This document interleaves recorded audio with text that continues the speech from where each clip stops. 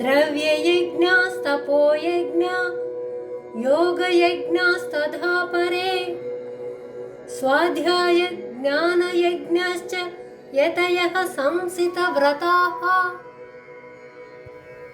కొందరు సంపదను దానము, ధర్మము వంటి మంచి పనులకు ఉపయోగించటమే ఒక యజ్ఞము. కొందరు చేసే తపస్సే ఒక యజ్ఞము. కొందరు చేసే ప్రాణాయామం, అష్టాంగ యోగాసనాలు ఇవి కూడా ఒక యజ్ఞమే.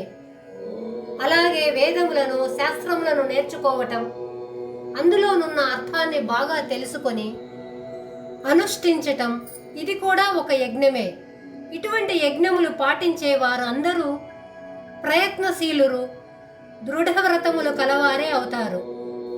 అలాగే కొన్ని విధములైన యజ్ఞముల గురించి తెలుస్తుంది. ఆ యజ్ఞములే ఒకటవది ద్రవ్య యజ్ఞం. అంటే కొందరు వారి సంపదను, వస్తువులను అవసరమైన వారికి మాత్రమే దానం చేస్తారు. ఇంకా మంచి విషయాలకు మాత్రమే వారి సంపదను ఉపయోగిస్తారు. ఇటువంటి దాన ధర్మములు ఒక యజ్ఞమే అవుతుంది. ఇంకా రెండవది తపోయజ్ఞం. వ్రతముల ద్వారా, ఉపవాసముల ద్వారా శరీరమును, ఇంద్రియాలను తప్పింపజేసి క్రమంగా వాటిని స్వాధీనం చేసుకొనుట ఇది కూడా ఒక యజ్ఞమే అవుతుంది. ఇంకా మూడవది యోగ యజ్ఞం.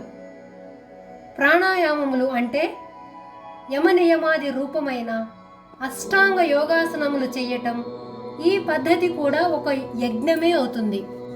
ఇంకా నాలుగవ యజ్ఞము స్వాధ్యాయ జ్ఞాన యజ్ఞము.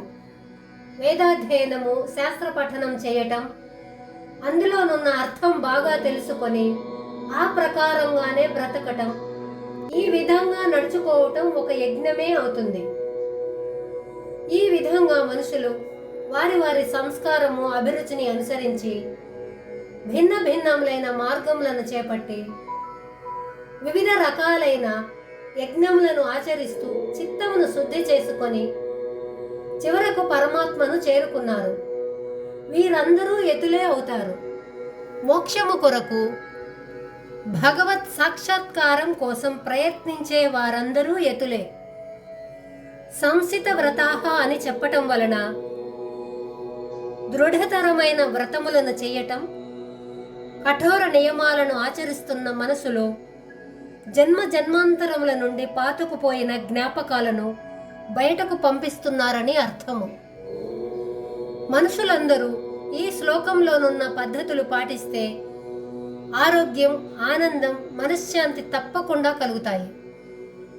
ఇంకా ఈ శ్లోకంలోనున్న పద్ధతులను పాటిస్తున్న వారికి బ్రహ్మానందం అనే మోక్షం తప్పకుండా లభిస్తుంది.